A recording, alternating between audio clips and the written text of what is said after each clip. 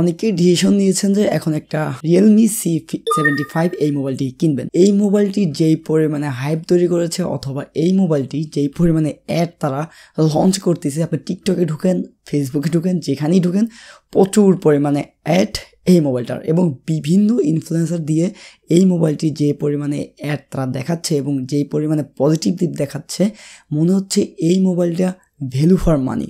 অর্থাৎ আপনি 20,000 টাকার মধ্যে যদি এই মোবাইলটা ক্রয় করেন, সেই ক্ষেত্রে কিন্তু এই মোবাইলটার মধ্যে আপনি অনেক কিছু পাচ্ছেন। আসলে কি আদৌ আপনি কিছু পাচ্ছেন নাকি কিচ্ছুই পাচ্ছেন না, নাকি আপনাকে ঠকানো হচ্ছে? আসুন এই ভিডিওতে সম্পূর্ণ ডিটেলসে আমরা রিভিউ করবো এই মোবাইলটি, এবং এই মোবাইলটির বিষয়ে সব কিছুই বলা হবে। কাদের জন্য এই মোবাইলটি প্রযোজ্য এবং কারা এই মোবাইলটি কিনবেন না, তা আমার ভিডিও সম্পূর্ণ দেখলেই বুঝতে পারবেন। তাহলে চলুন বন্ধুরা, বেশি কথা না বাড়িয়ে আমরা মূল ভিডিও শুরু করি। মোবাইলটা নিয়ে কথা বলার আগে ছোট্ট একটা কথা বলবো, সেটা হলো এই মোবাইলটা কিন্তু দেখাচ্ছে পানির নিচে রাখতেছে তারা 24 ঘন্টা, 48 ঘন্টা, এবং এই মোবাইলটা IP68 এবং 69 ওয়াটারপ্রুফ অ্যান্ড ডাস্ট প্রুফ। তো এই মোবাইলটা কিন্তু এই দিকটা খুবই ভালো। আসলে এটি সত্য যে এই মোবাইলটা পানির নিচে রাখা যায় এবং এটা ওয়াটারপ্রুফ এবং ডাস্ট প্রুফ। তো এখানে পানি ঢোকার কোনো চান্স নেই, এবং মোবাইলটা হাত থেকে ফেলে আপনারা যে কোনোভাবে ইউজ করতে পারেন, ফেলে ঢেলে মোবাইলটা কিচ্ছুই হবে না। মোবাইলটা যদি লুক অ্যান্ড ডিজাইন নিয়ে কথা বলি, মোবাইলটা দেখতে খুবই সুন্দর একটি মোবাইল, পাতলা, এবং এই মোবাইলটির ব্যাক সাইড বলেন দেখতে কিন্তু খুবই গর্জিয়াস, এবং যে কেউ এক দেখাতেই পছন্দ করবে এই বাজেটের মধ্যে এই ডিজাইন। মোবাইলটিতে ব্যবহার করা হয়েছে 6000 mAh ব্যাটারি, এবং এখানে পাবেন আবার 45 ওয়াটের একটি চার্জার। তো এখানে যে ব্যাটারি ব্যবহার করা হয়েছে 6000 mAh, আমি বলি এটা এনাফ। এই চার্জ দিয়ে আপনি অনায়াসে 1 থেকে 1.5 দিন পার করে দিতে পারবেন। এবং মোবাইলটি যে অ্যাডগুলো চলে টিকটকে ঢুকলে অথবা ফেসবুকে ঢুকলে আপনারা দেখবেন যে পায়ের নিচে ডুবিয়ে রাখতেছে, হাত থেকে ফেলে দিচ্ছে, মোবাইলটির কিচ্ছুই হচ্ছে না। আসলেই এই মোবাইলটা দিয়ে আপনারা কি করবেন? দেখেন, অনেক মানুষ আছে যারা আমরা অনেক কাজ করে থাকি গ্রামগঞ্জে, অথবা সবসময় পানিতে থাকে যারা মাছ ধরে, এই ধরনের অনেক মানুষ আছে যাদের জন্য এই মোবাইলটা বেস্ট আমি মনে করি। হয়তো আপনি উজু করতে গেলেন, মোবাইলটা পড়ে গেল, অথবা আপনার কাজের ক্ষেত্রে মোবাইলটা পড়ে গেল, কল আসলে কল ধরলেন, মোবাইলটা পড়ে গেল, কাদা মাটি পানি এগুলো লাগবে, আপনি আবার অনায়াসে সেটা পরিষ্কার করে ফেলতে পারবেন।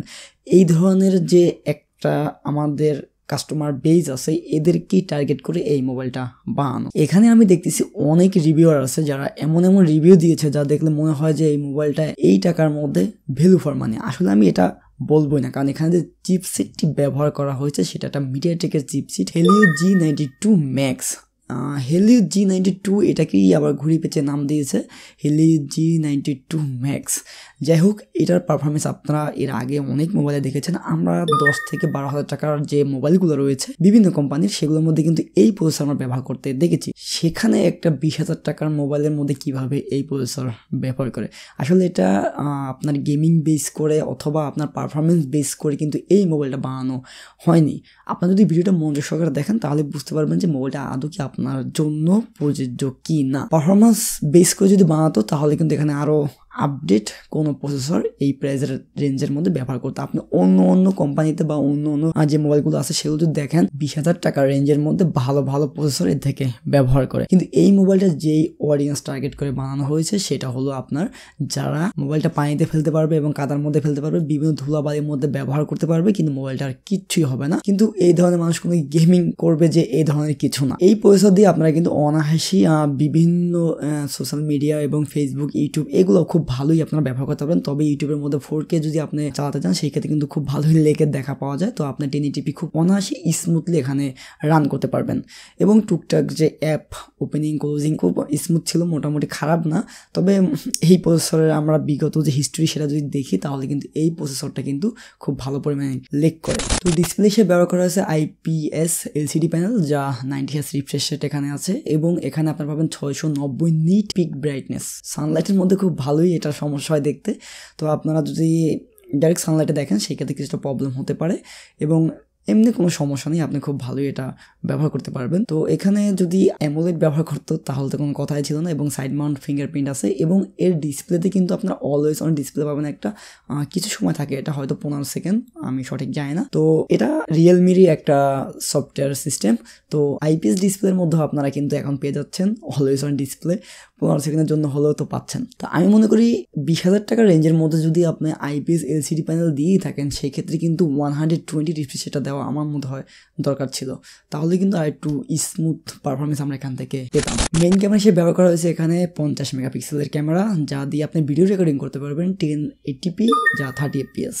এর পিকচার কোয়ালিটির কথা বললে দিনের বেলা চালিয়ে নেওয়ার মতো এবং রাতের বেলা এর ছবি ব্যবহারযোগ্য নয়। এবং এর যে ভিডিও কোয়ালিটি, আমি যদি 30 fps কোন থিওরিতে তারা এটা দিল আমি বুঝতেছি না। এখানে একটা 20,000 টাকার মোবাইল দিয়ে ভিডিও রেকর্ডিং করতে পারবেন মাত্র 1080p, তাও 30 fps। ওকে 4K দিলেন না ভালো, কিন্তু 1080pটা যদি আপনারা 60 fps অথবা 120 fps দিতেন, সমস্যাটা কোথায় ছিল আমি বুঝলাম না। 20,000 টাকার অন্য রেঞ্জের মোবাইলগুলোর মধ্যে কিন্তু আপনারা 4K পর্যন্ত ভিডিও করতে পারবেন 30 fps এর মধ্যে। ইভেন আমিও একটা ইউজ করি, সেখানের মধ্যেও আছে 4K এবং 30, এবং সেখানে আপনি ব্যবহার করতে পারবেন 1080p 120 fps ভিডিও রেকর্ডিং করা। তো এখানে দিল না কেন সেটা আমি বুঝতেছি না। যাই হোক, এই জিনিসগুলো কিন্তু খুবই ডাউনগ্রেড। স্পিকারের কথা বললে এখানে আপনারা খুব ভালোই লাউডলি একটা স্পিকার পেয়ে যাবেন। অনেকে বলে এখানে ডুয়াল স্পিকার ব্যবহার করা হয়েছে, এবং অনেক ওয়েবসাইটে আমি দেখলাম যেখানে ডুয়াল স্পিকার লেখা। আসলে মোটেও ডুয়াল স্পিকার না, এটা সিঙ্গেল স্পিকার। আপনারা যখন কিছু প্লে করে আপনারা যখন শুনবেন, ভালো করে শুনবেন, নিচের দিকেই খুব স্পষ্ট শোনা যায়, উপরের দিক থেকে ওটা সাউন্ডটা হালকা লিক করে আসে, এই ধরনের একটা আওয়াজ আপনারা পাবেন। উপরে কোনো স্পিকার নাই, ডুয়াল স্পিকার না, এখানে সিঙ্গেল স্পিকারই ব্যবহার করা হয়েছে। তো এই মোবাইলটা অল ওভার কারা কিনবেন, মোবাইলটার সব কিছু বিবেচনা করে যারা চাচ্ছেন যে একটা মোবাইল হলেই হলো, বাটন মোবাইল থেকে আমরা অ্যান্ড্রয়েডে শিফট করবো, এবং মোবাইলটা হতে হবে র্যাগেট মোবাইলের মতো, যারা চিনেন বিভিন্নভাবে এটাকে ব্যবহার করবেন, অত্যাচার করবেন, কিন্তু এটা কিচ্ছুই হবে না, এই ধরনের মোবাইল যারা চাচ্ছেন তাদের জন্য এই মোবাইলটা। আপনার পানিতে ফেলে ইউজ করতে পারবেন, কাদা মাটিতে ফেলে ইউজ করতে পারবেন, মোবাইলটা কিচ্ছু হবে না, খুব ভালো ইউজ করতে পারবেন, এবং হাত পড়ে গেলে কোনো সমস্যা হওয়ার চান্স নেই। এই ধরনের যারা চিন্তা ভাবনা আছে তারা এই মোবাইলটা কিনতে পারেন। যদি চিন্তা করেন না 20,000 টাকার মোবাইলে আমি গেমিং করব, ভালো ছবি তুলবো, তাহলে আপনারা অন্য কিছু দেখতে পারেন, এই মোবাইলটা আপনাদের জন্য না। সব থেকে অবাক লাগার বিষয় হলো, আমি আবারও বলি, বিভিন্ন ইউটিউবার দেখলাম যে এই মোবাইলটা নিয়ে যেই পরিমাণে হাইপ ক্রিয়েট করছে, আসলে এটা বলার মতো না। এবং এই প্রাইসের মধ্যে এই মোবাইলটা নিয়ে যেই পরিমাণে অ্যাড এবং হাইপ চলতেছে, অনেকেই দেখতেছি প্রচুর পরিমাণে এই মোবাইলটা সেল হচ্ছে, কিনতেছে।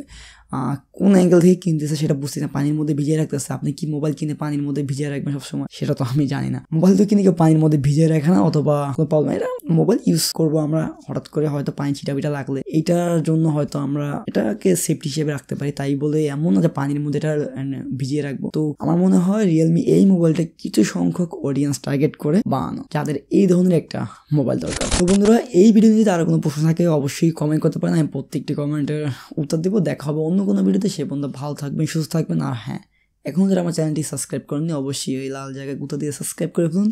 আল্লাহ হাফেজ।